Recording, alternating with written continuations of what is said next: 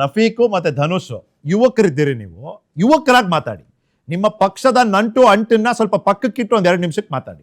ಇವತ್ತಿನ ದಿನ ಸರ್ಕಾರ ಮತ್ತೆ ಪೊಲೀಸ್ ಯಾವ ಕ್ರಮ, ಯಾವ ರೀತಿ ಸ್ಪಂದಿಸಿದ್ರೆ ನಿಮ್ಮಲ್ಲಿ ಅಂದ್ರೆ ಯುವಕರಲ್ಲಿ ಪೊಲೀಸಿನ ಕಾರ್ಯವೈಖರಿ, ತನಿಖೆಯ ನಿಷ್ಠಾವಂತಿಕೆ ಮತ್ತೆ ಮುಂದಿನ ದಿನಗಳಲ್ಲಿ ಬರ್ಬೋದಾದಂತ ವರದಿ, ಇದ್ರ ಬಗ್ಗೆ ನಿಮ್ಮಲ್ಲಿ ವಿಶ್ವಾಸ ಮೂಡುತ್ತೆ? ರಫೀಕ್, ಶುರು ಮಾಡಿ. ಸರ್, ಇವತ್ತು ನಾನು ಹೇಳಕ್ ಇಷ್ಟಪಡೋದೇನಂತಂದ್ರೆ, ಪ್ರತಿಭಟನೆ ಶುರುವಾಗಿರ್ತಕ್ಕಂತ ಸಂದರ್ಭದಲ್ಲೇನೆ ಸರ್ಕಾರ ಎತ್ತೆಚ್ಕೊಂಡು ಅವ್ರಿಗೇನಕ್ಕೆ ಸಹಕಾರ ಮಾಡ್ಕೊಡ್ಬೇಕು, ಅವ್ರಿಗೆ ಯಾವ ರೀತಿ ಸ್ಪಂದಿಸ್ಬೇಕು ಅಂತಕ್ಕಂತ ಒಂದು ಪ್ರಾಮಾಣಿಕ ನಿಲುವನ್ನ ತಗೊಂಡಿದ್ರೆ ಇವತ್ತು ಈ ಪರಿಸ್ಥಿತಿ ಉದ್ಭವನೇ ಆಗ್ತಿರ್ಲಿಲ್ಲ. ಆಗೋಗಿದೆ.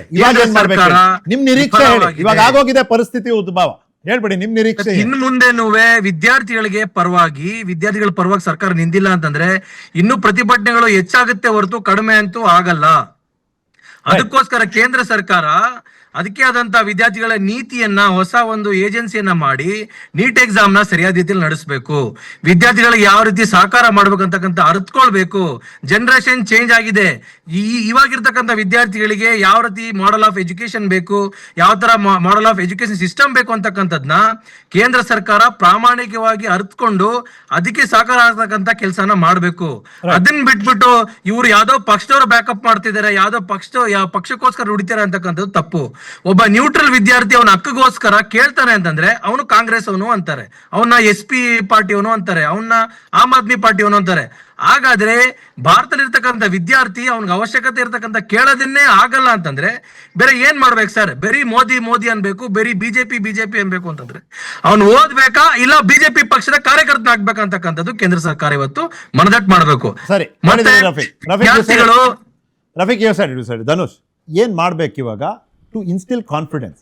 ನಿಮಗೆ ನಿಮ್ಮ ರಾಜಕೀಯ ಒಲವಿರ್ಬೋದು, ಅವ್ರಿಗವ್ರ ರಾಜಕೀಯ ಒಲವಿರ್ಬೋದು, ಬಟ್ ಒಬ್ಬ ಯುವಕರಾಗಿ ನೀವು ಈಗ ವಿದ್ಯಾಭ್ಯಾಸ ಮುಗಿಸಿ ಲಾ ಪ್ರಾಕ್ಟೀಸ್ ಶುರು ಮಾಡಿದಿರಿ, ಆಯ್ತಾ? ಕೆಲವೇ ವರ್ಷಗಳಿಂದ ನೀವು ಕೂಡ ಇದೇ ರೀತಿಯ ಪರಿಸ್ಥಿತಿ, ಪ್ಲೀಸ್ ಹೇಳಿ. ಮತ್ತೆ ಸರ್, ಏನಂದ್ರೆ ಯುವಕರಲ್ಲಿ ಈ ಕಾಂಪಿಟೇಟಿವ್ ಎಕ್ಸಾಮ್ಸ್ ಅನ್ನೋದಿರುತ್ತಲ್ಲ, ಅವರು ಅತಿ ಹೆಚ್ಚು ಶ್ರಮ ವಹಿಸಿ ತಗೊಳ್ತಕ್ಕಂಥ ಪರೀಕ್ಷೆ. ನಾನು ಒಂದು ಕಾಂಪಿಟೇಟಿವ್ ಎಕ್ಸಾಮ್ ಬರೆದು LLM ಸೀಟ್ ತೊಗೊಂಡಿದ್ದು, ಸರಿನಾ? ಹಾಗಾಗಿ ಆ ಪರೀಕ್ಷೆನೇ ಸರಿಯಾಗಿ ನಡೆದಿಲ್ಲ ಅಂದರೆ ಆ ಪರೀಕ್ಷೆಯಲ್ಲಿ ನಿಜವಾಗ್ಲೂ ಯಾರು ಪರಿಶ್ರಮ ಹಾಕಿ ಓದಿರ್ತಾರಲ್ಲ ಆ ಹುಡುಗರಿಗೆ ಮಾಡ್ತಕ್ಕಂಥ ಅನ್ಯಾಯ. ಅದು ಯಾರು ಮಾಡಿದ್ರು ಸರಿ, BJP ಮಾಡಿದ್ರು ಸರಿ, ಕಾಂಗ್ರೆಸ್ ಮಾಡಿದ್ರು ಸರಿ. ಇದು ನೀಟು ಲಾಸ್ಟ್ ಇಯರ್ ಕೂಡ ಕ್ವಶನ್ ಪೇಪರ್ ಅದು ಕೆಲವೊಂದು ಭಾಗದಲ್ಲಿ ಲೀಕ್ ಆಗಿ ಅದು ಮತ್ತೆ ರಿವೈಸ್ಡ್ ಆಗಿ ಬಂತು. ಆಗ ಎಚ್ಚೆತ್ತುಕೊಳ್ಬೇಕಿತ್ತು ಕೇಂದ್ರ ಸರ್ಕಾರ. ಎಚ್ಚೆತ್ತುಕೊಳ್ಳದೆ ಇರೋದು ಮೊದಲನೇ ತಪ್ಪು. ಇವಾಗ ಬನ್ನಿ, ಈಗ NTA ಏನು ಪುನರ್ರಚನೆ ಮಾಡ್ತಾ ಇದ್ದಾರೆ, ಕೆಲವೊಬ್ಬರು ಸೆಕ್ರೆಟರಿಗಳನ್ನ ಡಿಸ್ಮಿಸ್ ಮಾಡಿ ಅಥವಾ ಬೇರೆ ಕಡೆ ಡೆಪ್ಯೂಟ್ ಮಾಡಿದ್ದಾರೆ. These are all only starting preventive measures. ಅವ್ರ ಭಾಗಿಯಾಗದೇ ಮುಂದಿನ ಪರೀಕ್ಷೆ ಮಾಡ್ತೀವಿ ಅನ್ನೋ ಥರದ್ರಲ್ಲಿ ಇರುತ್ತೆ ಹೊರತು ಎಂಟೈರ್ ಎಕ್ಸಾಮಿನೇಷನ್ನ ರೀಸ್ಟ್ರಕ್ಚರ್ ಮಾಡಲ್ಲ. ಈ ಎಂಟೈರ್ ಎಕ್ಸಾಮಿನೇಷನ್ನ ರೀಸ್ಟ್ರಕ್ಚರ್ ಮಾಡಬೇಕು ಅಂದರೆ ಅಲ್ಲಿ ಆನೆಸ್ಟಿ ಇರ್ತಕ್ಕಂಥ ಅಧಿಕಾರಿಗಳು ಬರಬೇಕು. ಈ ನೀಟಲ್ಲಿ ಯಾಕೆ ಪೇಪರ್ ಲೀಕ್ ಆಯಿತು? ಯಾರು ಪ್ರಶ್ನೆ ಪತ್ರಿಕೆ ತಯಾರು ಮಾಡಿದ್ರೋ ಅವರೇ ಲೀಕ್ ಮಾಡಿದ್ರು. ಹಂಗಾಗಿ ನೀವು ಯಾವ ವ್ಯಕ್ತಿ ಮೇಲೆ ಭರವಸೆ ಇಡ್ತೀರಾ ಒಂದು ಕೆಲಸಕ್ಕೆ ಅನ್ನೋದು ಇಂಪಾರ್ಟೆಂಟ್ ಆಗುತ್ತೆ.